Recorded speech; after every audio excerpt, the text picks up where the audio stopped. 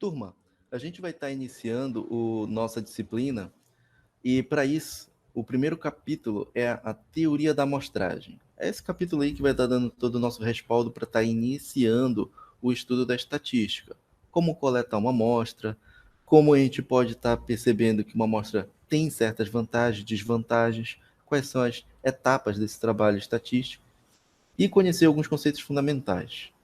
Então, primeiramente, né, capítulo 1, teoria da amostragem, e a gente vai estar aprendendo, então, a distinção entre o método científico e a estatística.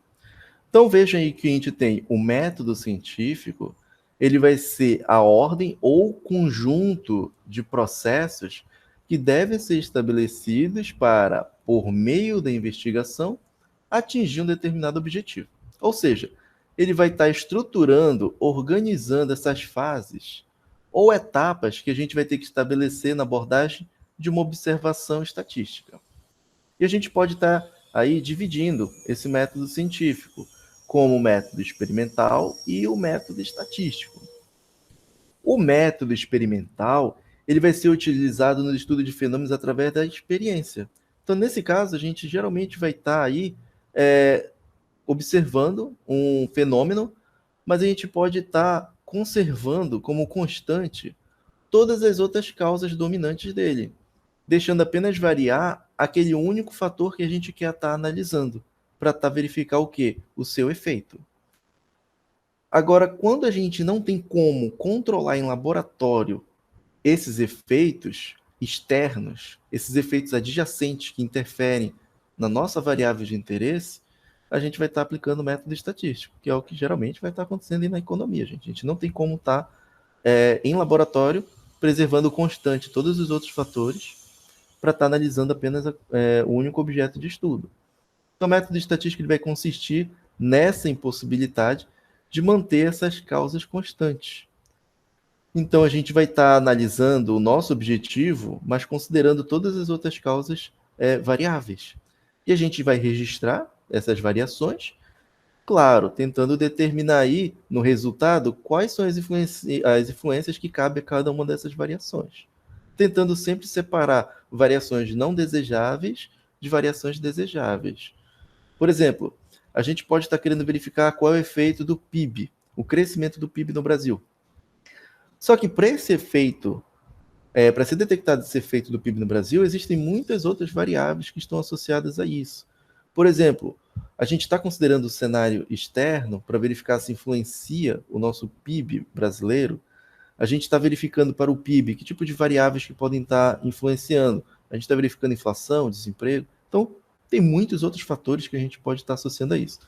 Bem, o exemplo mais clássico que a gente está vendo aí na pandemia, que teve uma queda na produção do país.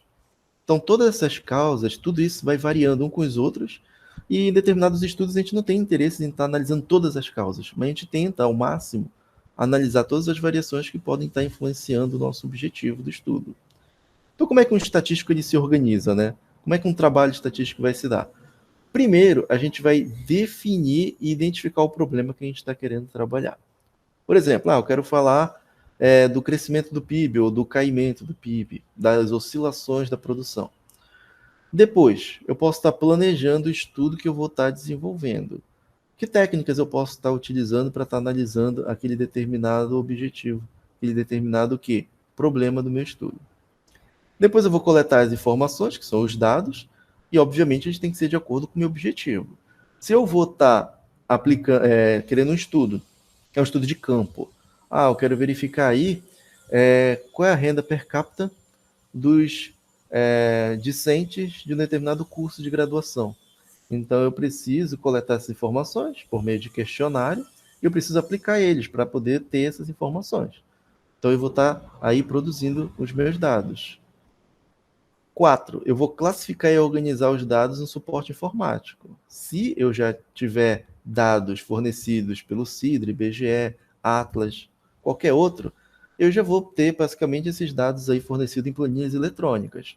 Mas se eu tiver gerado esses resultados com base em aplicação de questionário, eu preciso pegar todos esses questionários e poder estar colocando ele num perfil, num ambiente eletrônico. O mais comum que vocês vão estar utilizando é o Excel. Quinto, análise dos resultados análise dos dados e apresentação dos resultados. É aqui que entra basicamente a parte que a gente vai estar aprendendo nas próximas aulas de estatística descritiva, no qual a gente pode estar condensando as informações que agora estão lá nas planilhas eletrônicas, em forma de tabela, de gráfico, e nas disciplinas mais avançadas, tentar aí aplicar algum modelo econométrico para poder apresentar nossos resultados.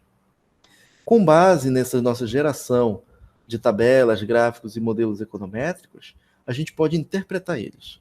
Então, interpretando os resultados, novamente, de acordo com o problema, a gente pode estar elaborando uma decisão mais adequada, que é aí que vai ter, quando se faz um artigo científico, que a gente tem nossas considerações finais do artigo, que a gente pode estar aí pegando todo o trabalho que a gente desenvolveu e agora, bem, o que esse meu trabalho vai agregar na literatura científica, o que ele pode estar acrescentando. Então, eu interpreto os meus resultados e verifico qual é o ganho desse meu trabalho na literatura científica. Objetivo da estatística. Vamos verificar então qual é esse principal objetivo da estatística. Ela vai ser parte da matemática aplicada, ela não é só matemática, ela é uma vertente da nossa matemática, que possui o objetivo de obter conclusões a partir de dados observados e que vai estar desempenhando um papel importante em quase todas as áreas do conhecimento. Que vocês têm que entender o seguinte, até quem está pesquisando é um pesquisador formado em arte, letras, qualquer um desses aí vai estar se utilizando de estatística para poder validar os seus estudos. Não quer dizer que a pessoa ela faz uma licenciatura em língua portuguesa, que ela não vai precisar ir para campo, coletar informações e trabalhar com essa base de dados. Assim como alguém, de repente, que trabalha com a parte de arte, acha, nunca vou trabalhar com número. Não, você vai precisar de uma estatística se você quiser estar validando alguma pesquisa. Então, de uma maneira bem resumida, a gente pode dizer que a estatística ela vai ser essencial para esse avanço do conhecimento, porque sem ela a gente não tem estudos científicos que possam ser comprovados, mesmo os que são feitos em laboratório ou não. Aumentar nossa confiança dos dados obtidos, claro, por meio da estatística a gente consegue estar validando essa confiança, a gente vai verificar quais são as vantagens de coletar uma amostra, a gente vai ver nas aulas que vão seguir lá na frente o uso da probabilidade como segundo ponto. Essa probabilidade aqui é necessária para a gente poder calcular as incertezas, para a gente poder explorar isso, os nossos estudos para todos os casos. Assim como foi feito recentemente na pandemia, os estudos com as pesquisas com vacina eram feitos em determinadas amostras e com isso eles poderiam estar expandindo as conclusões para o resto da população. Mas sempre tem um erro e a gente sabe que esse erro aí está sempre nesses efeitos colaterais. Dá suporte às conclusões de trabalho científico. A gente não tem trabalho científico que se preze com dados sem poder estar aplicando a estatística.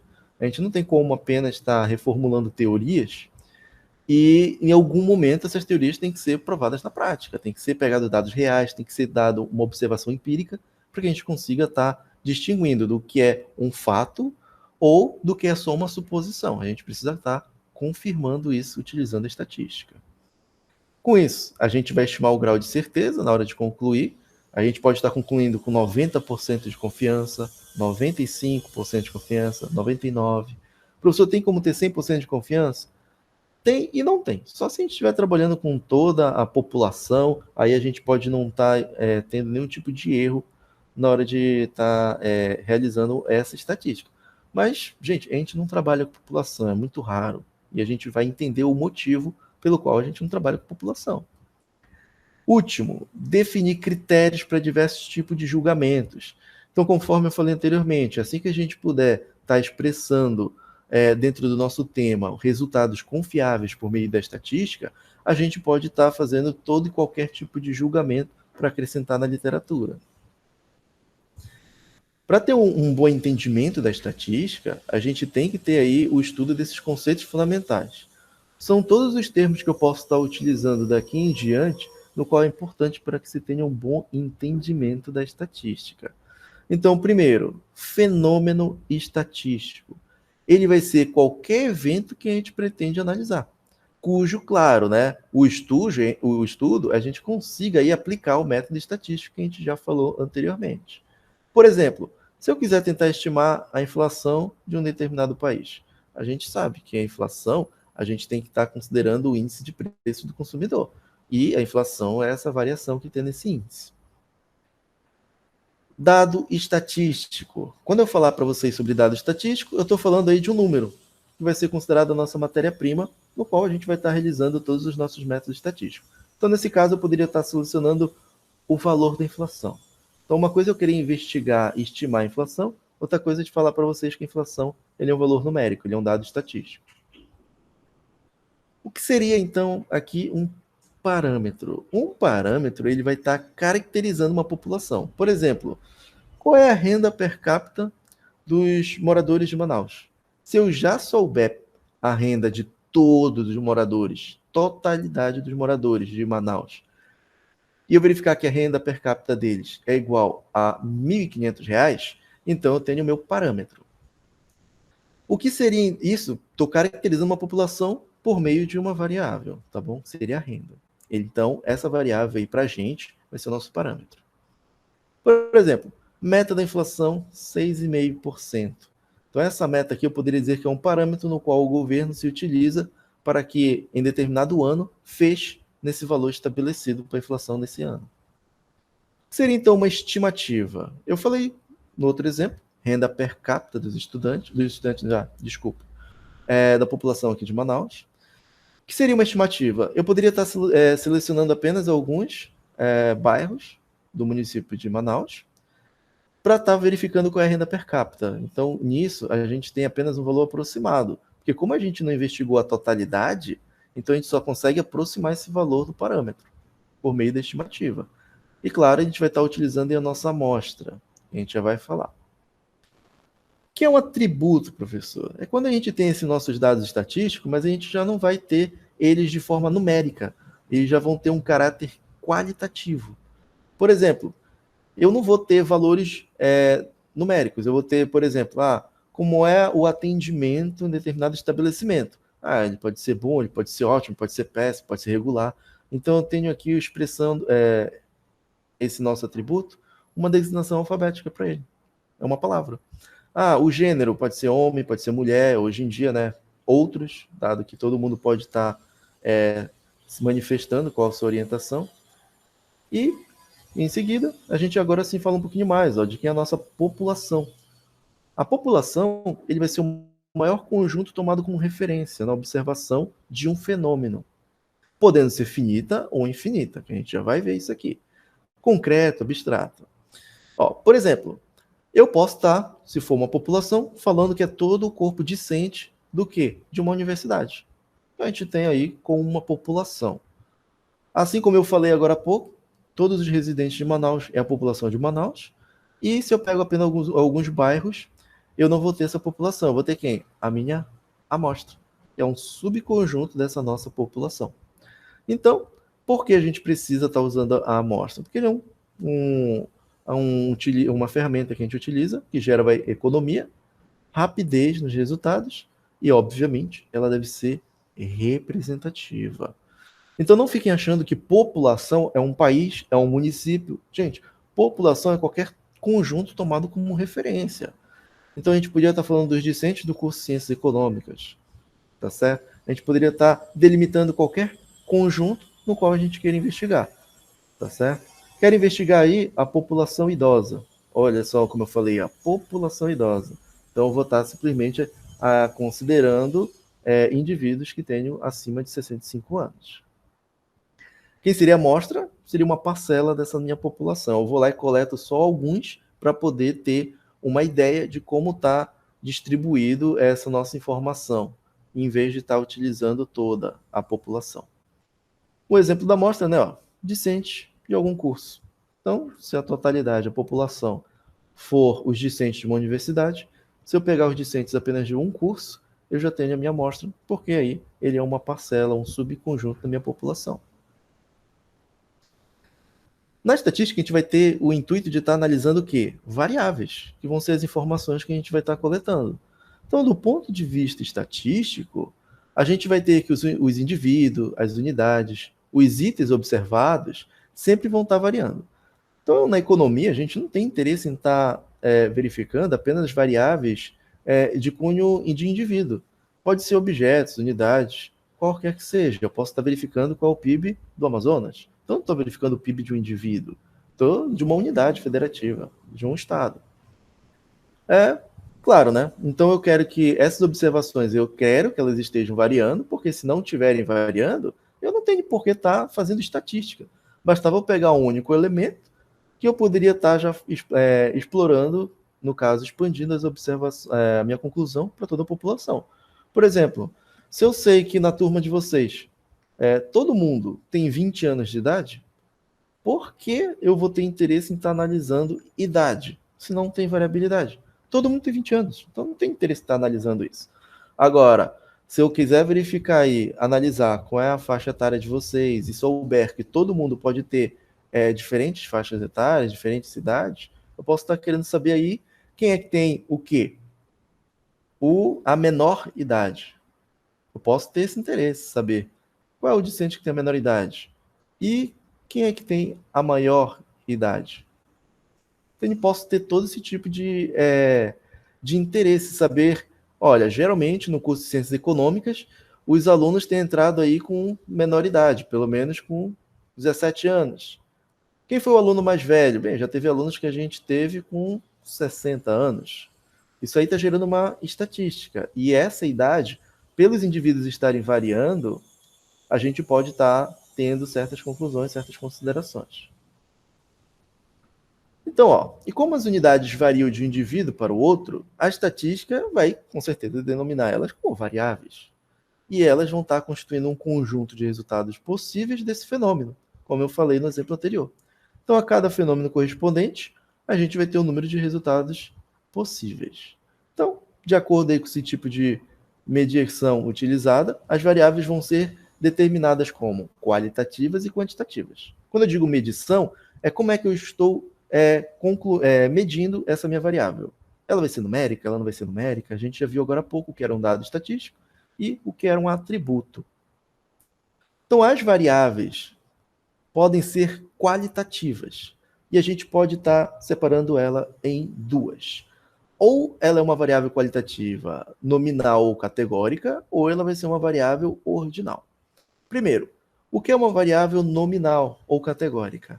Ela vai estar aí recebendo isso porque ela vai estar exprimindo uma qualidade. Claro, a gente já esperava que fosse isso, porque a gente está trabalhando com o quê? Com variáveis qualitativas. Só que nesse caso aqui, a gente não tem uma ordem nessa variável qualitativa. Então, por exemplo, a gente pode estar trabalhando com o sexo dos empregados de uma empresa. Pode ser masculino, feminino ou qualquer outro que esse empregado, né, ele possa escolher. Mas a gente não pode dizer aí qual é a preferência. A preferência é o sexo masculino, depois o feminino, depois qualquer outro.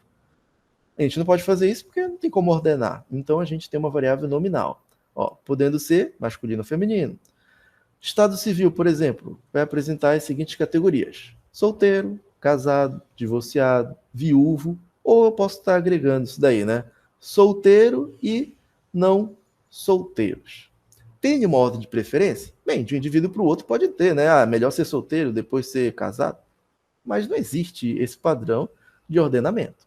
O que difere aqui das variáveis qualitativas ordinais, no qual elas vão ser, no caso, muito parecida com as anteriores, mas aqui a gente pode estar ordenando elas, colocando em sequência um posto, um grau crescente ou decrescente, de importância ou não, permitindo a gente distinguir elas da população investigada. Por exemplo, graus de satisfação de atendimento. Ele pode ser o quê? Ótimo, bom, regular, ruim e péssimo. Nesse caso, é um grau de satisfação, eu consigo ordenar em termos de preferência desse nosso, de repente, atendimento. Um ponto a ser destacado é que essa variável aqui, grau de satisfação, sempre tem que ter aí uma quantidade ímpar. Por exemplo, professor, eu estou trabalhando aqui então com ótimo, o bom, regular, ruim e péssimo. Então, quantas qualidades eu tenho para essa minha variável? Você tem uma, duas, três, quatro, cinco. É um número ímpar. Tem que ter isso, gente, porque quando a gente trabalha com satisfação, com atendimento, a gente tem que ter um meio termo. Qual é esse meio termo? É esse regular. Podia dizer, é médio, é mediano. E nesse caso, eu tenho dois fatores que vão estar dizendo que esse atendimento ele é de bom para ótimo. Ou seja, que esse indivíduo gostou do atendimento. O regular ele foi indiferente, se gostou ou não, e a gente tem dois itens para dizer que esse indivíduo não gostou do atendimento. É comum ter vários erros na hora de estar elaborando um questionário e coloca os itens aí para poder estar preenchendo. Algumas pesquisas, vocês já podem ter visto em algumas lojas, até grandes lojas, que simplesmente eles vão ficar viesando os resultados da pesquisa.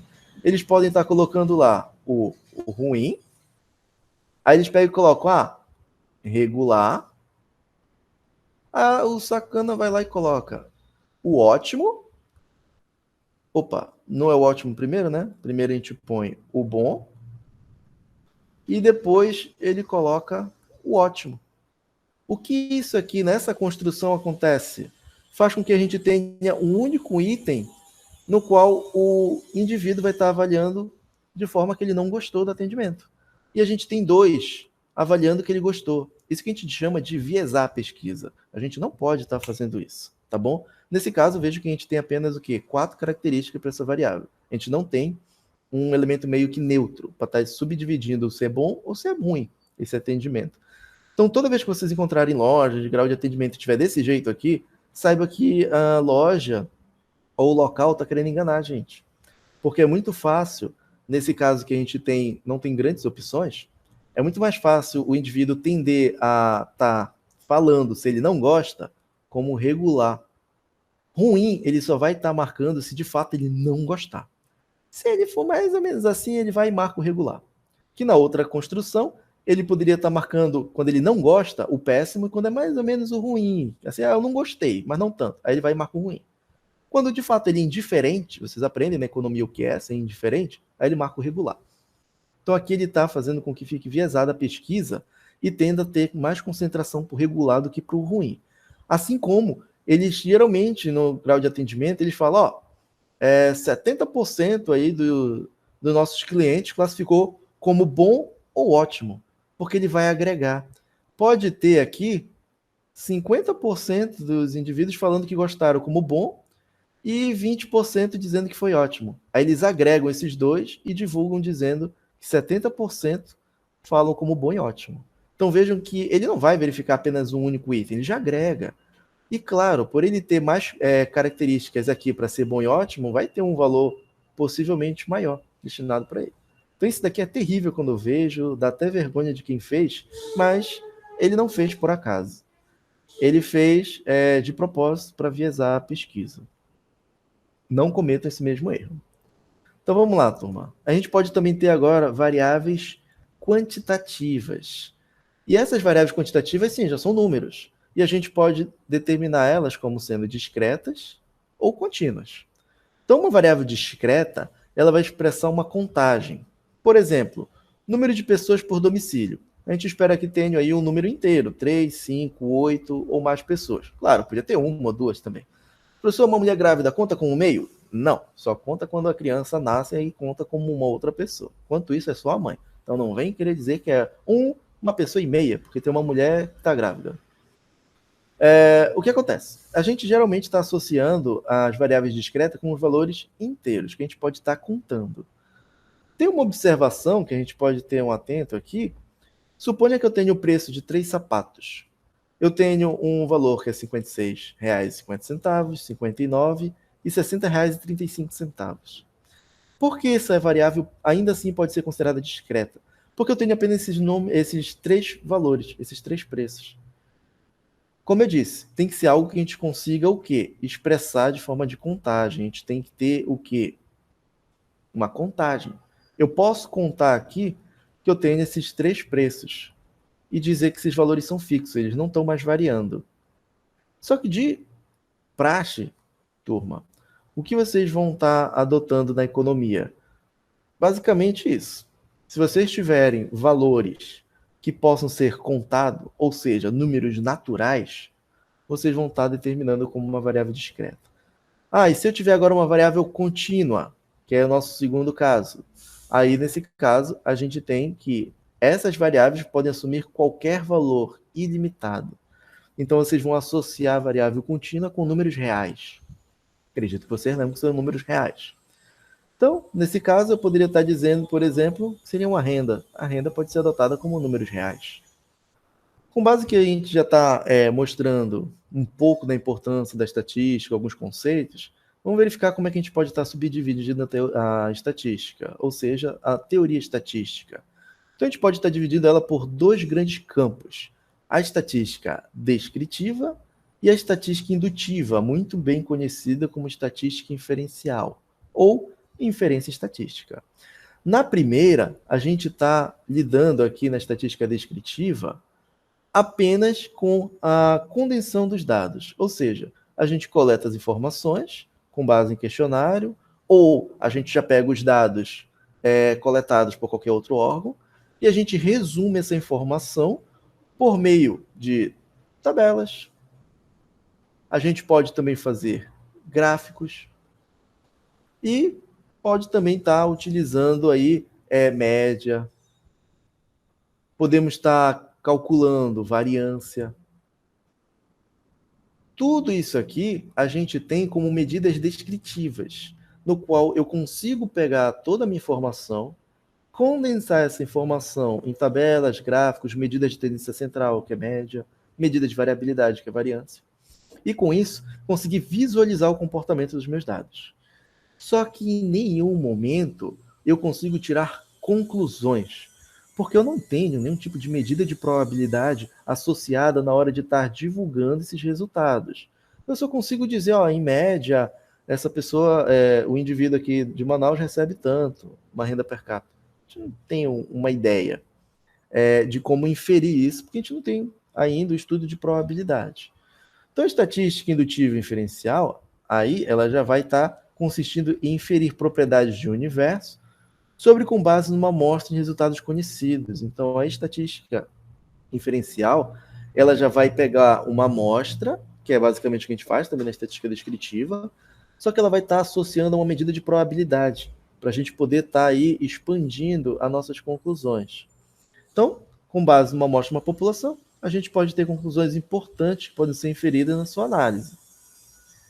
Então, assim, quando a gente puder interpretar esses dados estatísticos, torna possível o diagnóstico, por exemplo, de uma empresa, a gente conhecer os seus problemas e estar formando o quê? Soluções apropriadas para estar planejando um objetivo de ação.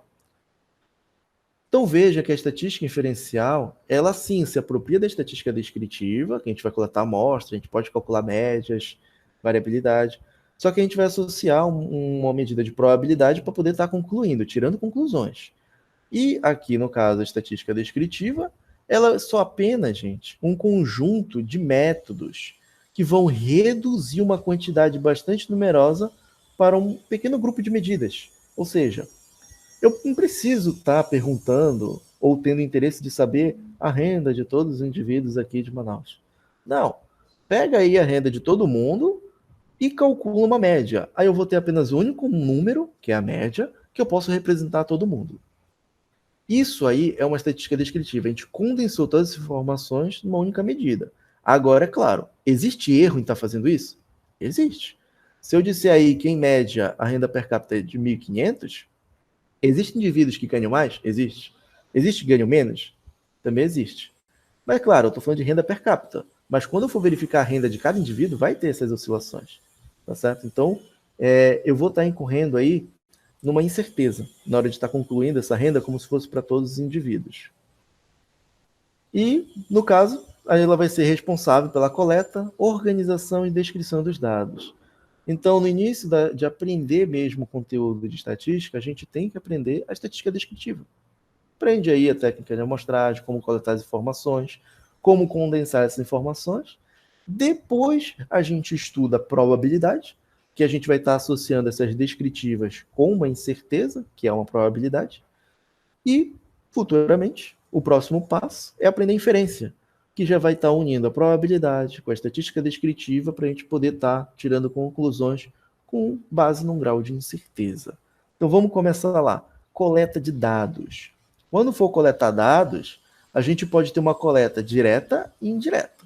Eu já comentei aqui na aula Mas vamos reforçar, ó, uma coleta direta, eles vão ser o quê? Elementos informativos de registro obrigatórios, ou seja, elementos pertinentes, por exemplo, a prontuários dos alunos de uma escola, ou ainda quando os dados são coletados pelo próprio pesquisador, com base em inquéritos e questionários.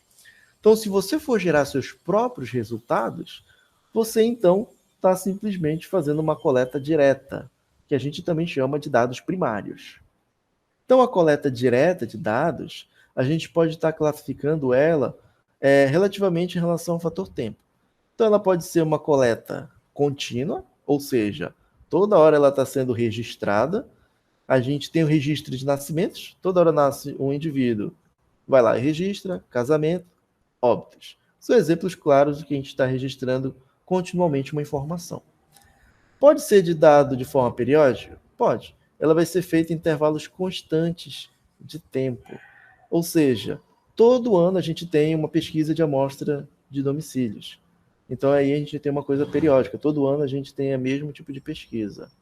Professor, o censo também é periódico? Também. O censo é feito a cada 10 anos. Felizmente ainda não foi feito em 2020, mas ele é feito a cada 10 anos. Uma pesquisa ocasional. Bem, é o que a gente está tendo agora, né? É feita com base num acontecimento, independente do tempo, de período, se é contínuo ou não. Nesse caso, é o que a gente está fazendo e vivendo hoje na pandemia da Covid-19, onde vai estar surgindo vários trabalhos no qual a gente não estava fazendo de forma nem contínua e nem periódica. Ocorreu a pandemia, agora a gente vai estar pesquisando a pandemia. Assim como ocorreu uma guerra, aí a gente vai verificar como está a economia nesses países decorrente da guerra. E a coleta indireta? A coleta indireta ela é quando a gente já está inferindo sobre elementos já conhecidos, ou seja, alguém fez essa coleta direta para a gente e a gente foi lá e coletou essas informações, pediu autorização ou elas já estavam disponíveis nos portais de transparência dos órgãos. E a gente também pode estar dizendo que essa coleta indireta são dados secundários, no qual não foi a gente que produziu. A amostra agora é bem importante, a gente prestar atenção nesse tópico aqui, no qual é muito importante para a continuidade da disciplina. Vejam que a amostra ela vai ter vários ganhos, mas também ela tem alguns prejuízos. Então prestem muita atenção nos pontos que eu for destacar. Então a maioria dos estudos estatísticos eles vão ter como base levantamentos e experimentos, que vão ser efetuados apenas em um segmento do universo, ou seja, a amostra. A gente já falou lá nos conceitos fundamentais. Vamos verificar então aí o que pode ser feito com essa amostra. Primeiro, vamos colocar uma notação mais matemática, que daqui por diante eu posso estar utilizando. Então, o tamanho da população eu posso estar representando pelo N maiúsculo, então eu posso sempre falar para vocês, o Nzão, o N maiúsculo é a população. E quando eu for falar de amostra, é a mesma letra, só que vai ser um N minúsculo. Então, quando eu falar Nzinho, ou quando vocês verem nas questões o N minúsculo, já sabe que é amostra. Na estatística, a gente só vai ter população se a questão falar que é uma população. A gente só vai saber que é um parâmetro se o comando da questão falar que é um parâmetro. Quando nada for dito, a gente sempre adota que está trabalhando com amostra e a gente vai estar fazendo estimativa do parâmetro. Até porque senão não teria muito interesse na estatística se a gente já estivesse trabalhando com toda a população ou se a gente estivesse já sabendo determinar em relação à população, a gente já sabe que é um parâmetro, então tem muito o que se fazer. A gente pode estar denominando aqui alguns subíndices para estar falando sobre várias amostras. Então, eu posso coletar uma primeira amostra, seria o N1, uma segunda amostra, N2, N3 até Nn. Ou seja, eu simplesmente poderia entrar numa turma de alunos de algum curso, coleto uma informação e digo que a primeira turma que eu fui lá, de uma determinada disciplina, determinado curso, tinham 20 alunos. Mas aí eu entrei em outro curso e fiz a pesquisa e lá tinham 35 alunos. E fui fazendo essa pesquisa, eu entrei em N turmas, então eu posso dizer que eu tenho NN. Aí eu verifiquei nessa enésima turma que tinha apenas 15 alunos. Professor, então quem é esse Nzinho aqui? Aí vai depender. Quantas turmas tu vai estar investigando?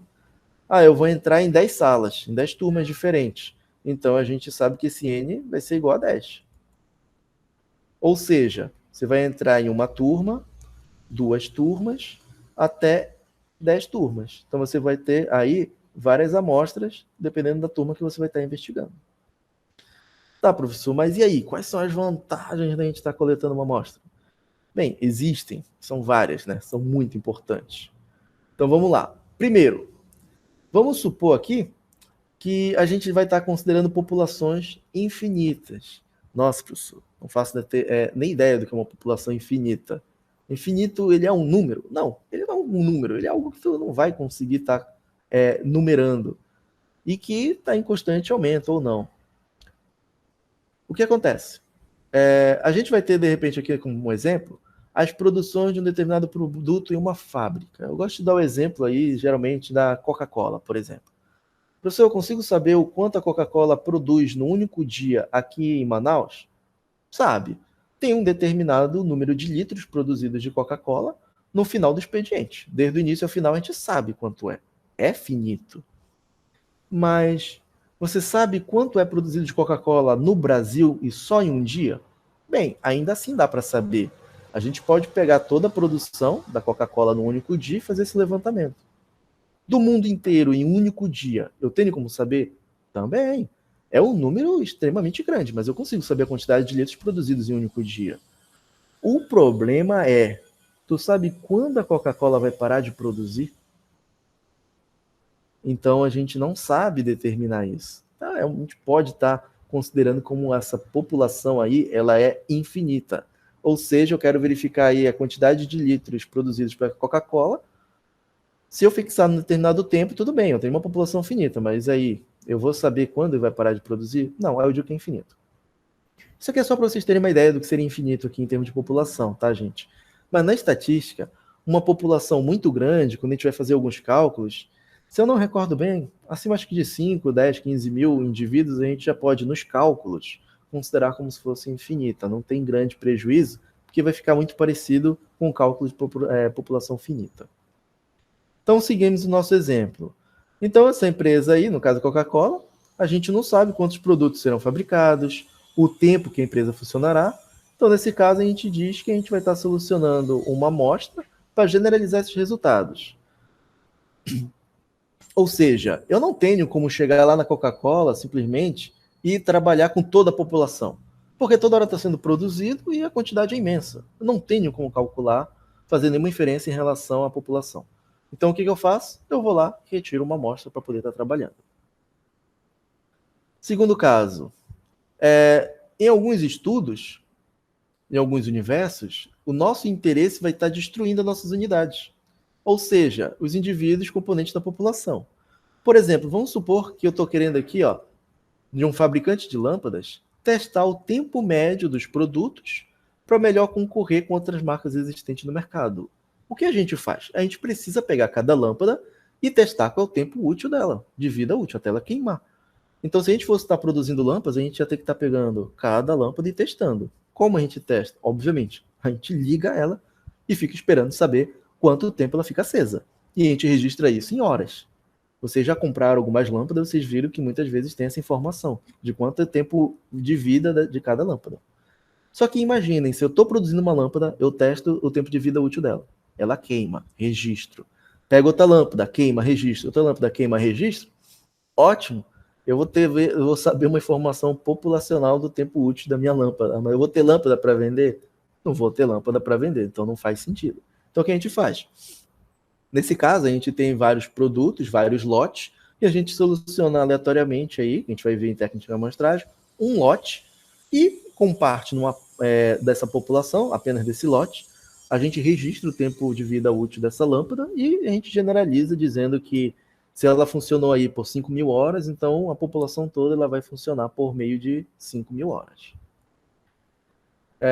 Terceira vantagem, quando a gente tem populações muito numerosas, obviamente eu demoraria muito para estar fazendo esse nosso estudo, ou seja, o trabalho consumido com o custo operacional vai ser muito grande. E não esqueçam que a gente tem que estar qualificando essa mão de obra específica para estar fazendo, por exemplo, um censo. Ou seja, se a gente ainda não teve censo em 2020, pandemia, tudo bem. 2021, por quê? Corte no orçamento do IBGE para poder fazer o censo. Vocês viram aí que cabeças rolaram dos presidentes aí do IBGE, entrou um, entrou outro, e mesmo assim a gente não tem garantias de que vai ter censo agora em 2021. Apenas vai ter, segundo o atual presidente, se for refeito o orçamento para poder fazer. Senão não vai ter censo. Isso é uma perda muito grande. E a quem interessa não ter censo? Respondam vocês mesmos. Então, por essa razão aí, a gente não tem como ter um censo demográfico da população todo ano. Então, se faz a cada 10 anos, porque o custo é muito grande de estar se realizando. Então, vejo que para estar fazendo uma amostra aqui, coletando uma informação, eu tenho uma vantagem. População infinita. Eu coleto uma amostra e consigo estar generalizando meus resultados. Segundo caso, eu posso estar destruindo as unidades que eu tenho interesse de estar investigando. Então, coletar só uma única amostra, eu já consigo inferir para todas as outras, sem destruir os meus produtos, nesse caso. Terceira, o custo. E, claro, o tempo. Eu acho que eu não destaquei aqui, mas... Cadê?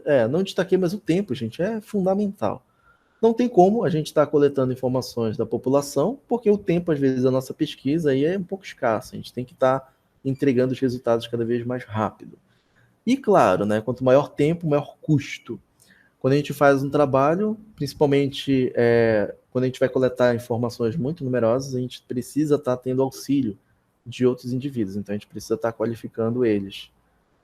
Qual o problema de estar fazendo a nossa amostra? Que é o caso agora da desvantagem.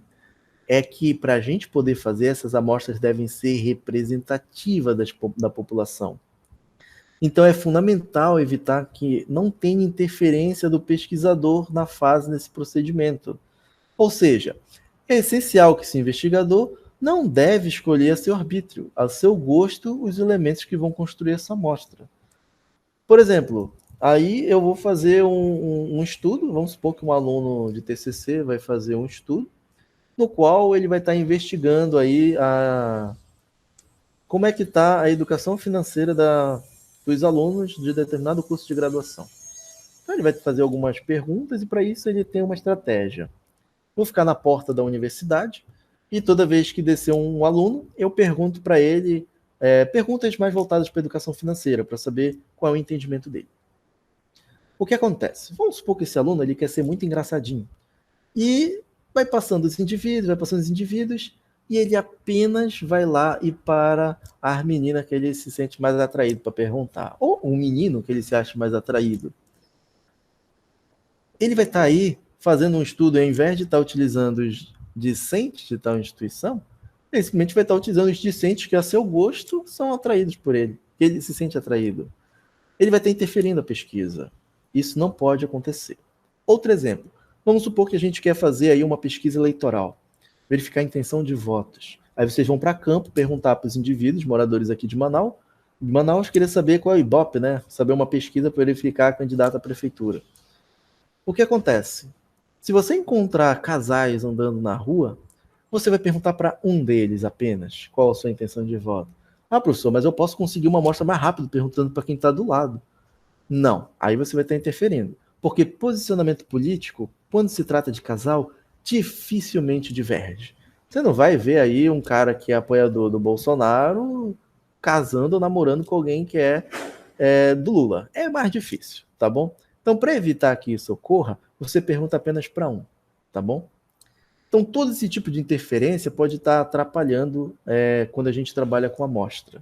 Se ela não for bem coletada, é o que a gente chama, essa frase, gente, é muito importante, representativa da população. Ou seja, todas as características que a população tem, eu tenho que estar absorvendo elas para minha amostra, tá bom? Se eu tenho o intuito de estar trabalhando com homem, com mulher, com gay, com indígena, com pessoas, com empresários, com, sei lá, todo tipo de pessoa, eu tenho que, dessa minha população, eu tenho que ter contido na minha amostra essas mesmas características de interesse, tá bom? Agora, como é que a gente pode estar coletando essas informações? É aí que a gente vai começar a trabalhar com as nossas técnicas de amostragem. A gente precisa saber como coletar. Vocês já sabem que precisam estar definindo um problema, vocês precisam planejar o seu problema e precisam ir para campo coletar essas informações. Agora, como vocês fazem isso? A gente vai ter que estar estudando agora como coletar essas amostras. Então, a amostragem ela vai ser uma técnica para escolher as amostras que garantam o acaso na escolha. Ou seja, qualquer elemento da população tem a mesma probabilidade de ser escolhido. Então, simplesmente, a gente não pode sair a nosso critério sair escolhendo algumas pessoas. A gente tem que garantir que cada indivíduo que vai estar compondo a nossa amostra, ele tem aí uma aleatoriedade, ele teve a mesma chance de ser inserido quanto o outro. Agora, claro, existem outros tipos de coleta de amostra, que já são estudos de voluntários, já são outros tipos assim, que não é a gente que vai atrás. Aí já são os indivíduos que procuram a pesquisa para poder estarem fazendo parte.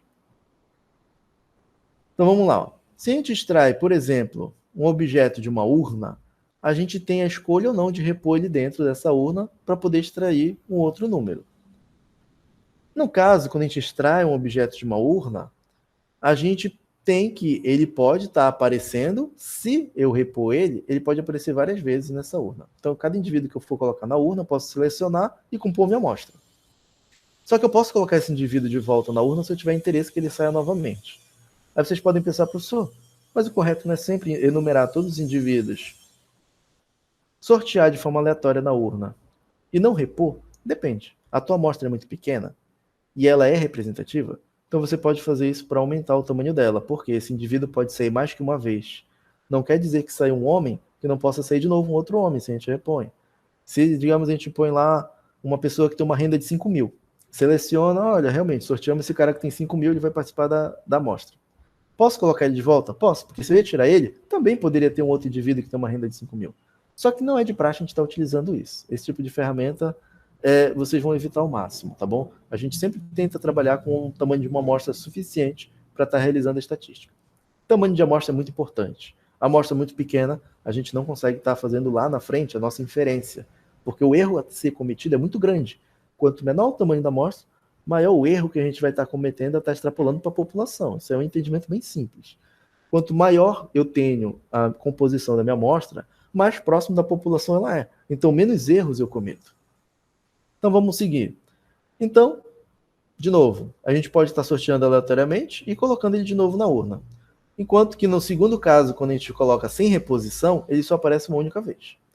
Então, a amostragem de cada membro da população pode ser escolhido mais de uma vez, a gente vai chamar de amostragem com reposição, porque eu sempre posso estar inserindo aquele indivíduo que foi sorteado novamente. Enquanto eu posso estar fazendo aí outro tipo de amostragem, que é uma amostragem sem reposição, que eu tiro apenas ele uma única vez. Então, se eu tiver uma população finita, ela vai ser amostrada com reposição, ela pode teoricamente ser considerada infinita. Então vamos supor que eu tenho 10 bolinhas numa urna. Toda vez que eu tiro um número, eu posso repor ele de volta. Tiro o número, reponho ele de volta. Então eu posso tirar ele infinitas vezes. Então eu posso replicar uma amostra que é finita e expandir ela dizendo que ela é infinita. Como eu disse, dificilmente vocês vão ter esse tipo de interesse na economia. Então, desde que a gente tenha qualquer tamanho, ela pode ser extraída sem esgotar a minha população. Para propósitos mais práticos, a amostragem de uma população finita muito grande pode ser considerada como uma população infinita, como foi o caso que eu falei anteriormente. Se a gente tiver população de 5, 10, 15 mil pessoas ou unidades, a gente já poderia estar dizendo aí que seria infinita, a fins de cálculo. A amostragem aleatória simples é a primeira técnica que a gente vai estar aprendendo. Ela é mais simples mesmo, pelo nome de todas. Por quê? A gente simplesmente vai pegar cada elemento da população, tem a mesma probabilidade de ser incluído na amostra, sem que tenha interferência do pesquisador, de modo casual ou randômico. Randômico, gente, é só uma palavra mais bonitinha para falar de aleatório, tá? Por exemplo, digamos que a gente tem uma amostra de 100 indivíduos e a gente vai estar enumerando eles conforme cada um deles, de 1 a 100. E a gente vai estar sorteando, por exemplo, por meio de uma urna contendo esses números. Por exemplo, a cada indivíduo aí vai ter uma chance a cada 100 para ser sorteado. Ou seja, 1% de ser escolhido. Essa é uma das formas que a gente pode estar fazendo para estar selecionando alguns indivíduos. Eu tenho uma população, não tenho como estar perguntando, aplicando questionário para todos. Por exemplo, eu quero trabalhar com docentes de uma instituição. Aí tem 1000 docentes. Tu vai aplicar questionário para todo mundo? Não vai. Então, simplesmente lá enumera todos esses docentes e sorteia aí só 100. Aí tu vai investigar só esses 100 que foram sorteados. A amostragem sistemática, ela é parecida com a amostragem aleatória. Só que o que ela faz? Se a gente tiver, como eu falei anteriormente, 1.000 docentes numa instituição e a gente queira investigar eles, pode ser que eu enumere de 1 a 1.000, e quando eu for sortear aleatoriamente, pode ser que saia os primeiros 100 apenas? Pode. É uma coisa assim, muito difícil, mas eu posso sortear o número 1, número 2, número 3, até o número 100. E os outros 900 que eu coloquei lá não foram contemplados. A amostra sistemática ela tenta minimizar esse tipo de situação, tá bom? Então, ó, a amostra sistemática, ela é a primeira unidade, ela vai ser escolhida ao acaso, ou seja, vamos supor que a gente tem aí de 1 a 1.000. Aí eu digo para vocês, olha, entre um número 1 e 20, sorteia aleatoriamente o primeiro número. É isso que a gente está querendo dizer. Então, o primeiro número vai ser sorteado ao acaso, e depois os outros, partindo desse primeiro sorteado, vai ser de forma sistemática em intervalos iguais, que vão ser definidos até atingir o tamanho da amostra necessária. Então, eu poderia dizer para vocês, olha, coleta aí, entre o número 1 e o número 20, um único indivíduo aleatório. Aí, digamos, vocês vão coletar o 15. Aí eu falo para vocês, olha, agora, de 15 em 15 vai ser a nossa amostra. Então, eu já sei de antemão que o 15 foi selecionado, o 30 vai ser o 45, o 60, o 75, o 90, até eu construir a minha amostra. Vejam que, então, o único aleatório aí é o primeiro. Os demais já são pré-determinados conforme esse nosso intervalo definido. Como fazer o cálculo desse intervalo? A gente pega o número da população e divide pelo tamanho da nossa amostra. Por exemplo, a gente pode ter uma população com N indivíduos iguais a 20. E eu quero apenas 4 para estar compondo a minha amostra. Então, quem vai ser esse intervalo? Pega 20 dividido por 4, que dá igual a 5.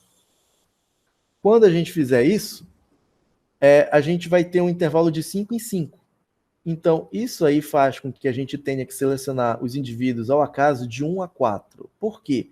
Porque se a gente faz o sorteio de 1 a 6 e sai o número 6 e aplica esse intervalo, a gente não vai ter aí 4 amostras como a gente está tendo o nosso interesse, tá bom? O que a gente pode estar fazendo? Sorteando de 1 a 4 para garantir isso, e vamos supor que a gente tem o sorteio do número 3. Como a gente já sabe que o intervalo é igual a 5 e o número 3 for sorteado, quem vai ser o próximo? 3 mais 5, que é igual a 8. Quem vai ser o próximo? Bem, já sorteei o número 3, já sorteei o número 5. Então vai ser 8 mais esse intervalo, que vai dar 13. É o próximo sorteado.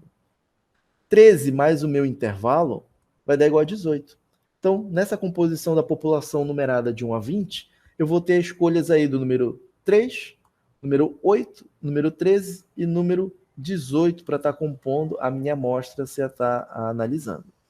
Então, notem que eu não preciso estar tirando vários números da urna, eu simplesmente já sei pré-determinado quem vão ser, dado esse nosso intervalo obtido.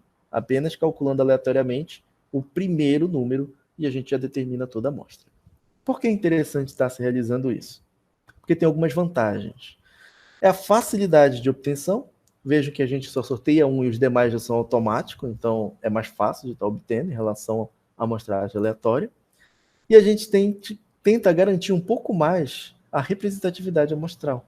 Ela pode ser melhor expressada, porque aleatória, apesar de ser aleatória, ela podia ter algum tipo de tendência aí a estar selecionando apenas um certo grupo. Amostragem estratificada, que é um outro tipo de amostragem que a gente pode estar adotando, sempre para estar minimizando aí os efeitos de ter influência e de não ter a representatividade da nossa amostra. Então, a amostragem estratificada ela vai ser dada por dividir a nossa população em estratos. E essa amostragem vai ser dada proporcional a eles. Então, o que é um extrato, né? Um extrato, gente, vão ser compostos por indivíduos que são homogêneos entre si e heterogêneos entre eles. Como é que a gente pode estar verificando isso? Bem, vamos verificar esse exemplo. Suponhamos que a gente tem uma população de 120 empregados de uma empresa e a gente tem o objetivo do estudo que é inferir sobre a diferença de salário desses trabalhadores. Só que aqui a gente vai considerar a sua nacionalidade. Se eu fosse fazer isso aqui de forma aleatória, gente, eu poderia simplesmente estar pegando aí de forma aleatória 120 empregados. Só que pode ser que eu tivesse várias nacionalidades diferentes. Isso podia ser não representativo. Por exemplo, é constatado que vão existir 84 empregados que são brasileiros, então eu vou chamar isso aqui de uma população brasileira, que seria o de 84 brasileiros, 26 venezuelanos e 10 portugueses. Se eu fosse pegar esses 120 aqui empregados de forma aleatória, poderia ser que eu não colocasse, não tivesse extraído nenhum português. Isso teria um prejuízo muito grande, porque eu teria interesse de verificar aí a diferença de salários, e a minha amostra não teria nenhum português. Para garantir que eu tivesse que eu tivesse empregados de todas as nacionalidades, eu preciso dividir o que a gente chama de estratos. Então vejam agora que eu tenho o meu primeiro extrato, que são todos os empregados que são brasileiros. Por que eles são o quê? Homogêneo? Porque todos têm a mesma característica, ser brasileiro. Entre os estratos, a gente chama de heterogêneo. Então aqui a gente vai ter, dentro dos empregados, eles vão ser homogêneos, e entre os nossos estratos, eles vão ser heterogêneos. O que ocorre? Eles não têm compartilhamento da mesma característica que a gente tem de interesse. Ou seja, um é brasileiro, os outros são venezuelanos. Então, portanto, né, a gente pode ter aqui a construção desses 3 estratos. Como a gente tem que ter uma obtenção de amostras, tem que ser proporcional ao tamanho desses estratos, por exemplo, eu não posso ter uma amostra que tem 10 portugueses e tem 8 brasileiros. Não vai fazer o menor sentido, porque eu vou estar pegando toda a população de portugueses e pegando apenas 8 empregados brasileiros, que são os que mais tem em relação nessa empresa. Não pode acontecer isso. Então eu posso estar fazendo o meu primeiro cálculo, que seria dizer, como é que a gente faz para ter essa proporção na hora de compor nossa amostra? Bem, eu pego aí, para saber a amostra que eu vou coletar de brasileiros, eu pego qual é a população de brasileiros e divido pela população de empregados. E multiplico pela sua população de brasileiros. Então a gente já sabe que tem 84 brasileiros, vezes 84, dividido por 120. Como aqui a gente está calculando o tamanho de uma amostra, a gente vai sempre estar arredondando para cima, tá, gente? Vocês sabem a regra de arredondamento, acredito eu. Se eu tiver 0,6, isso faz com que a gente vá arredondar esse valor para o próximo número inteiro. Se eu tiver 0,4, a gente arredonda isso para o nosso valor zero, o valor menor. Se tiver 0,5, aí vai ser do interesse do pesquisador. Ou você coloca para cima ou para baixo. Vai depender muito de cada caso. Como a gente está falando de tamanho de amostra, de indivíduos, a gente geralmente pode estar tendendo a estar coletando mais uma informação. Então, nesse caso, a gente tem o cálculo 58,8, vamos arredondar para 59 indivíduos. Da mesma forma, pega aí os venezuelanos, substitui as informações, que a gente tem 26 venezuelanos, fazendo a conta, vai dar 5,63. E a gente arredonda para 6. Para portugueses, a gente tem 10, vejam lá, 10 portugueses. Fazendo a conta, isso vai dar aproximadamente 1 português. Então, para a nossa amostra ser bem representativa, a gente vai ter que ter 59 brasileiros, 6 venezuelanos e 1 português para estar compondo. Isso faz com que o total da nossa amostra, somando cada uma amostra desses estratos, vai ser igual a 66 indivíduos coletados na nossa população de 120 empregados. Então, essa amostra de 66 indivíduos vai representar 55% da população. Entretanto, e se a gente tivesse o interesse de pesquisar só 30% da população? Professor, por que a gente poderia ter essa forma fixa? Que é o que vai ser na prática. A gente vai fixar uma porcentagem dado um erro. Porque, por exemplo, 55 indivíduos pode ser uma amostra muito grande. A gente não teria pernas suficientes para estar analisando todos esses indivíduos. Então, a gente coleta uma amostra menor, que seria, nesse caso, de 30% da população. Outra coisa, se 30% já for representativa e a gente já contiver o erro que a gente está querendo adotar, é melhor ter só 30% do que gastar com tempo e custo para 55%. Como a gente pode fazer isso? Se a gente está agora fixando 30%, a nossa amostra vai ser proporcional a esses 30%. Então lembra que 30% é 30 dividido por 100. Multiplica esses 30% pelo tamanho da população de cada extrato. 30% de 84 vai dar 25,2. Nossa, professor, o senhor arredondou para baixo. Sim, eu arredondei para baixo para fim desse nosso cálculo. Mas na prática, é aconselhado que você pudesse, se tiver, claro, condições, você poderia estar coletando aí 26. Uma amostra agora aqui para portugueses. Era NV. Opa, aqui é NV, tá, gente? Que é venezuelano aqui, ó. NV. Tanto é que tá bem aqui. Então, a gente vai estar coletando agora 30% de 26 e a gente vai encontrar aproximadamente 8 indivíduos. E agora, aqui era para ser NP, que são os portugueses. Só mudando isso daqui, tá, gente? Então, a gente vai estar tirando 30% de 10. Isso faz com que a gente tenha agora a nossa amostra com 3 portugueses. Nossa, professor, mas antes era 55% da amostra e só tinha um único português. Agora eu tenho mais portugueses? Sim, porque para garantir uma melhor representatividade nesse caso, a gente está tirando 30% de todos. É mais adequado fazer isso? Sim. Não faça muito aquele cálculo proporcional, faça o cálculo com uma porcentagem fixa. Essa é a forma mais correta de estar designando a quantidade de amostra para cada uma dessa nossa população. Então a gente pode estar coletando 25 ou 26 brasileiros, 8 venezuelanos e 3 portugueses. Então, nesse caso que a gente acabou trabalhando, o tamanho da amostra seria a soma da amostra de cada extrato. Seria 26 mais 8 mais 3, seria igual a 37. Percebam aí que essa amostra de 30% de 120 indivíduos vai ser igual a 36 indivíduos. Aí você vai dizer, poxa, professor, mas aqui é 37. Porque o caso aconselhado seria pegar 26 brasileiros ao invés de 25. Professor, eu não teria condições. Então pega o 25 que você não vai estar errado. Então assim, a gente pode estar procedendo à seleção da amostra para cada extrato por meio da amostra aleatória simples.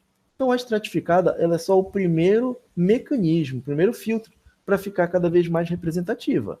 Agora, dado que a gente já sabe que tem que estar coletando 26 brasileiros, 8 venezuelanos e 3 portugueses, como eu faço isso? Coleta aleatoriamente esses 26 dentre aqueles 84 da população, tá certo? Por fim, vamos verificar aqui a amostragem por conglomerados. Essa amostragem aqui por conglomerados, ela é muito utilizada na prática mesmo. Vamos supor que vocês vão para a rua bater em domicílios, na porta de cada domicílio para coletar algumas informações. Eu posso fazer isso de forma aleatória? Não, não pode fazer, porque a gente vai estar constituindo de unidades coletivas, como bairros, distritos residenciais, quarteirões, condomínios. Então a gente não pode simplesmente ir ao acaso querendo estar calculando isso. Por quê? Se a gente, por exemplo, quiser verificar aí o dado de subregistro de roubos e furtos em Manaus, eu poderia fazer um questionário para perguntar se esse indivíduo ele foi ou não roubado ou furtado e se ele fez um BO, um boletim de ocorrência, para a gente querer saber se quantas pessoas são furtadas que não registram o boletim de ocorrência. Se eu for simplesmente em alguns bairros, eu não vou estar indo em outros. E que a gente sabe que a criminalidade, muitas vezes, claro, vai depender do bairro no qual esse indivíduo está residindo. Ou ele foi assaltado. Então a gente não pode ir por acaso, a gente tem que fazer uma seleção. Então na amostragem por conglomerados, a gente vai estar montando as unidades amostrais por grupos. E esses grupos vão ser denominados de conglomerados ou clusters. Não confundir com extrato.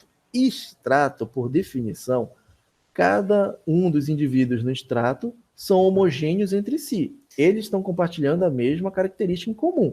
No caso anterior, seriam os brasileiros, portugueses e venezuelanos. E eles têm, por definição, que ser heterogêneos entre si. Então, quem está no extrato não pode ter a mesma característica de quem está no outro extrato. Nesse caso aqui, os clusters são definidos pelo fato de estarem residindo no determinado local. E esse compartilhamento desses indivíduos por estarem no mesmo, por exemplo, mesmo bairro, no mesmo quarteirão, não significa dizer que eles têm essa característica em comum. Não. A gente pode ter vários tipos de indivíduo com várias características diferentes que residem no mesmo local. Então, ao estar agrupando essas unidades amostrais, a gente pode estar sorteando, sim, aleatoriamente, cada um para estar compondo a nossa amostra desse nosso conglomerado. Essa divisão vai ser feita de maneira que os conglomerados tenham as mesmas características da população. E a gente já vai estar observando isso. Dessa forma, a amostragem por conglomerados pode ser feita em 2 estágios. O primeiro estágio, vamos verificar aqui um exemplo. Suponha que o objetivo da pesquisa seja analisar a renda dos indivíduos de uma cidade. Dessa maneira, a gente vai estar dividindo a população em bairros ou quarteirões. Assim, a gente vai ter vários quarteirões para estar coletando essas informações. E a gente vai estar selecionando aleatoriamente apenas alguns para fazer parte da nossa amostra. Então vamos supor aqui, no nossa figurinha, que a gente tem aí os quarteirões A, B e C. Então a gente tem vários quarteirões e a gente seleciona esses quarteirões A, B e C para compor a nossa amostra. Então a gente vai estar analisando cada residência desses quarteirões. Então vejam esse nosso esquema. A gente tem aqui toda a nossa população. Essa população aqui pode ser um município inteiro, de Manaus, por exemplo, e eu vou selecionar apenas alguns quarteirões. Vai ser o quarteirão A, tem aqui o nosso quarteirão B e o quarteirão C.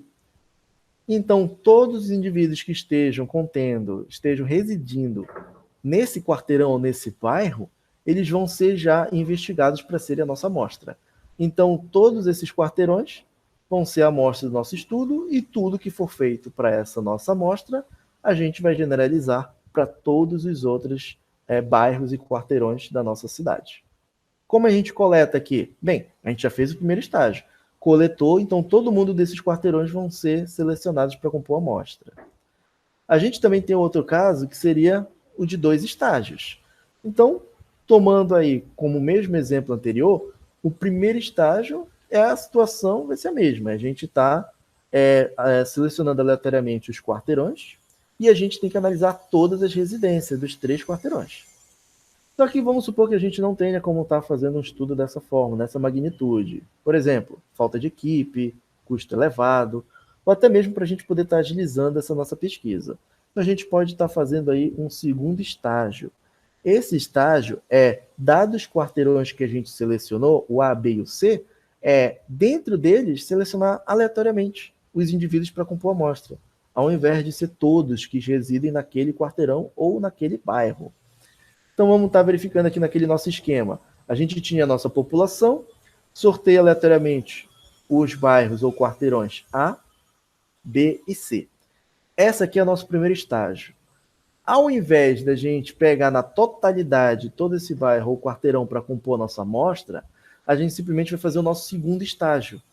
Então vejam que aqui a gente tem o nosso primeiro estágio e aqui a gente vai ter o nosso segundo estágio, no qual a gente vai selecionar aleatoriamente apenas alguns indivíduos para poder fazer parte dessa nossa amostra. E esse AAS é que ele pode ser feito por amostragem aleatória simples.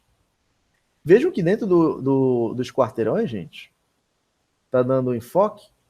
Dentro dos quarteirões, a gente tem aqui, na nossa esqueminha, indivíduos com várias características diferentes. Por isso que eles são, dentro de cada quarteirão, eles são heterogêneos. Eu não garanto que eles são homogêneos. Por isso que tem diferença entre cluster, que é o conglomerado, e os estratos. Vamos verificar aqui a comparação que se dá quando a gente está verificando os ganhos de estar utilizando cada uma dessas técnicas mostradas para vocês. Na amostragem aleatória simples, embora ele vai tentar representar toda a população, selecionando de forma mais dispersa essa amostra, ele não vai estar considerando a heterogeneidade dos indivíduos, que no caso da amostra estratificada ele considera, visto que essa seleção é aleatória. Então, se eu tiver indivíduos do sexo masculino e feminino, e eu tenho interesse de analisar tanto indivíduos dos dois sexos, se eu fizer aleatória, pode ser que eu selecione só homens ou só mulheres. Isso daí, de fato, é um prejuízo na hora de estar coletando essas informações. Na amostragem aleatória estratificada, a gente já tenta minimizar o máximo possível esse tipo de erro que acontece. Então, ela é mais precisa. Porém, ela vai ser mais cara para a gente estar determinando ela, claro, e muito mais trabalhoso, porque a gente tem que dividir toda essa população em estratos. A gente tem um trabalho a mais, mas a gente tem a nossa vantagem, que a gente considera a heterogeneidade dessa população, e isso faz com que a nossa amostra seja mais representativa. E, por fim, a nossa amostragem aleatória por conglomerados. Ela vai ser, sim, menos precisa. Vejam que a gente vai estar entrevistando pessoas que a gente nem sabe as características dela. Não é porque ela mora num bairro que é muito chique que ela não possa, de repente, ter uma renda mais baixa, uma residência mais humilde. Ou você vai num bairro que digamos seria mais de elite, não quer dizer que não tenha uma pessoa com uma casa mais humilde também que more lá. Então a gente tem essa heterogeneidade, tá bom? Que vai estar representado pelos conglomerados. Ele não vai estar adotando isso. Mas ela é mais barata, né? Poxa, muito bom. Vou fazer um estudo para Manaus. Pô, sorteia aí logo alguns bairros. Dentro dos bairros, de repente, alguns quarteirões, seleciona algumas amostras e é muito mais fácil de estar trabalhando. E a gente tem aí a desvantagem que ela vai estar concentrando, por exemplo, em um único quarteirão análise. Isso é ruim, porque se não for representativa, pode ser que a gente pegue quarteirões que sejam um perto do outro. E quarteirões mais distantes, em outros bairros mais distantes do município, a gente não consegue estar analisando para compor nossa amostra. Então a gente não consegue verificar muito bem essa nossa variabilidade. Vamos verificar aqui alguns gráficos, algum esquema mais visual para vocês verificarem de fato a diferença em cada uma dessas três técnicas. Aqui nesse nosso primeiro caso, a gente tem a amostragem aleatória simples. Vamos aqui estar supondo que cada quadradinho desse aqui poderia ser um quarteirão que a gente pudesse estar querendo analisar. Com uma amostragem aleatória simples, a gente pode estar selecionando os em vermelho para estar indo lá investigar, aplicar o nosso questionário. Só que vejam que aqui ele fica de uma forma mais dispersa. Isso faz com que a gente não consiga caracterizar muito bem em termos de heterogeneidade, porque esses caras em vermelho, a gente não sabe quais são as características dele. Como eu quis dizer para vocês, por exemplo, vamos supor que cada quadradinho desse fossem homens ou mulheres. E quando eu faço a amostragem aleatória simples, poderia estar pegando todos os quadradinhos vermelhos, poderiam ser só homens. A gente não tem como estar garantindo isso. Aí que vem a amostragem estratificada. Porque aqui a gente pode estar, primeiro, vamos selecionar por cores. Então a gente coloca em estratos. Em azul, a gente, por exemplo, pode dizer aí que a população é mais humilde nessa nossa cidade. Em verde, a gente pode dizer que a gente já tem mais uma classe média. Em vermelho, uma classe alta. E aqui em rosa pode ser um rico, um condomínio de luxo, que todo mundo mora aqui. A gente consegue determinar isso e dentro de cada um desses estratos montados, a gente poderia estar fazendo a nossa amostragem. E a amostragem por conglomerados, simplesmente a gente vai pegar aqui cada quarteirão e a gente pode estar dividindo eles aqui em azul como sendo os bairros. E a gente vai selecionar esses bairros de forma aleatória. Qual é o lado bom? É que vejam, em termos de deslocamento, custo de deslocamento, a gente tem que montar uma equipe para investigar esse cara aqui na amostragem aleatória. Depois a equipe tem que pegar um ônibus, um carro, uma moto e vir coletar essa informação aqui. Depois essa outra. Depois ele vem para cá e coleta toda essa informação. Gente, é horrível a logística aqui. A estratificada ela é muito boa, principalmente quando a gente não está trabalhando com localidade. Selecionar esses indivíduos por características de etnia, idade, é muito simples, fica muito bom. E a amostragem por conglomerados, como eu mostrei, ela tem um custo muito baixo. Pega a equipe toda, coloca numa van, num ônibus, e todo mundo agora vai investigar apenas esse quarteirão, esse bairro. Então a gente mata esse quarteirão, esse bairro. Outro dia a gente pode estar partindo para esse nosso outro bairro aqui. Então o custo, o planejamento é muito mais fácil de estar fazendo. Mas vejam que a gente tem um prejuízo muito grande em termos de representatividade, em termos da amostra ser representativa. Note que a gente não tem nenhuma residência aqui selecionada nesse nosso perímetro. Então, cada uma das técnicas que a gente pode estar adotando tem seus ganhos e também tem suas desvantagens. Bem, turma, vamos resolver aqui alguns exercícios que podem ser fundamentais para estar fortalecendo o que foi ensinado. Então, primeiro exercício, classificar as variáveis entre qualitativas e quantitativas. Lembrando que as qualitativas, elas podem ser nominal ou categórica e também elas podem ser ordinal. E as quantitativas podem ser contínuas e discretas. Então, nos itens, no item A, eu vou dar determinada população para vocês. Vamos supor que eu estou trabalhando com os alunos de uma escola. Quem é que eu vou querer estar analisando? A variável cor dos cabelos. Cor dos cabelos, ela vai ser uma variável qualitativa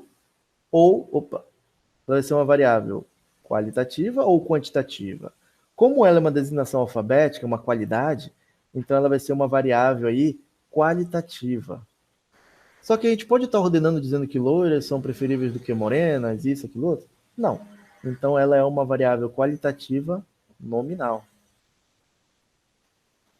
Porque a gente não tem como expressar uma ordem de qualidade nessa nossa variável. B. População. Casais residentes em uma cidade. Qual a minha variável de interesse? Número de filhos. Se eu estou falando que é o número de filhos, então não é uma variável qualitativa. Consigo enumerar a quantidade de filhos? 1, 2, 3? Consigo. Consigo trabalhar como se fossem números reais? 1,1 filho? 1,7 filhos? Não. Então aqui a gente já sabe que vai ser uma variável quantitativa. Ela vai ser discreta ou contínua. Se eu consigo enumerar, então ela vai ser uma variável discreta. C. População. As jogadas de um dado. O que eu estou querendo analisar das jogadas de um dado? Qual variável? O ponto obtido em cada jogada. Bem, esse ponto é numérico. Então eu já sei que ele não é uma variável qualitativa. Agora, esse ponto pode cair o número 1, o número 2, o número 3, até o número 6 num dado. Então tem como cair o número 1,5? Não tem. Então aqui a gente tem uma variável que ela vai ser quantitativa e, novamente, ela vai ser discreta. Muitos alunos às vezes acham que essa população aqui é jogada de um dado. Quando a gente analisa a variável ponto obtido, acha que é uma variável contínua. Mas é porque você está associando a jogada de um dado comumente com uma probabilidade. Aí você vai pensar, mas a probabilidade de cair o número 1 é 1 sobre 6. Então 1 sobre 6 é uma variável contínua. Não. A gente está falando do ponto, a característica desse resultado está caindo. D. População. Peças produzidas por certas máquinas. Qual é a variável de interesse? Número de peças produzidas por hora. Posso produzir uma peça? Posso. 2? Sim. 100? Também. Posso produzir 50 peças? 50,6 peças? Não. Então aqui novamente a gente vai ter uma variável quantitativa discreta, porque eu consigo enumerar a quantidade de peças. Vamos supor que a gente está com a mesma população, que são as peças produzidas por uma certa máquina. E agora a minha variável de interesse é verificar o diâmetro externo. Bem, diâmetro é uma medida numérica.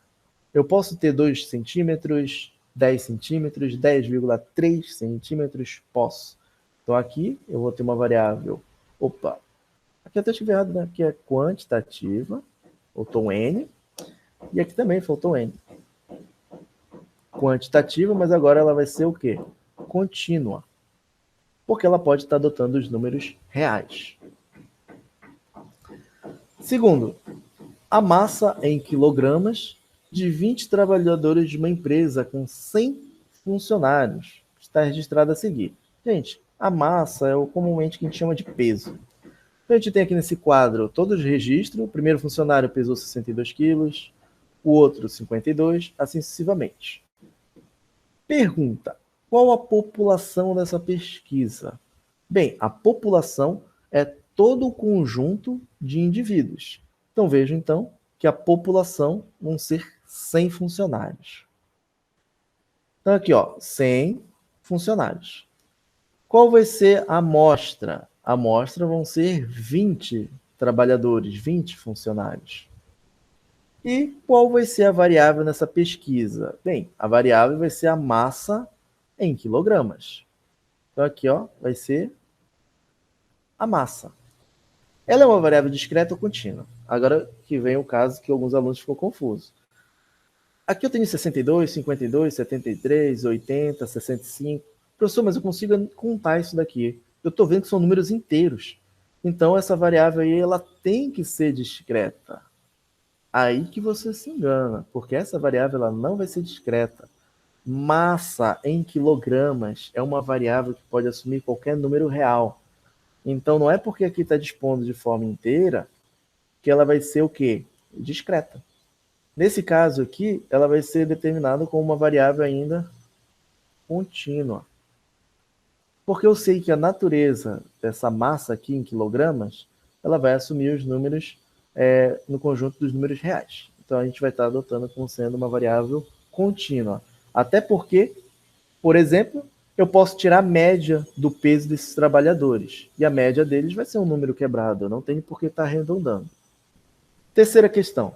Então, numa escola de 250 alunos, Sendo que eu sei que eu tenho 35 alunos na primeira série, 32 alunos na segunda série, 30 alunos na terceira, 28 na quarta série, 35 na quinta, 32 na sexta, 31 na sétima e 27 na oitava.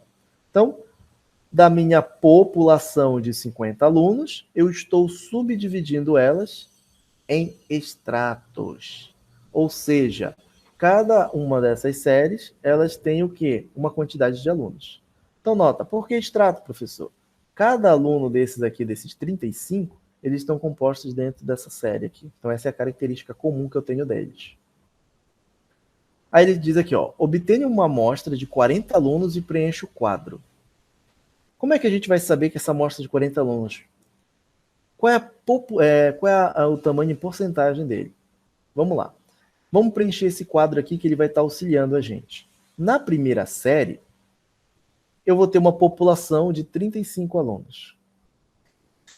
Aí ele diz aqui, cálculo proporcional. Qual é esse cálculo proporcional? Se eu quero 40 alunos de 250, então eu tenho que fazer 40 dividido por 250.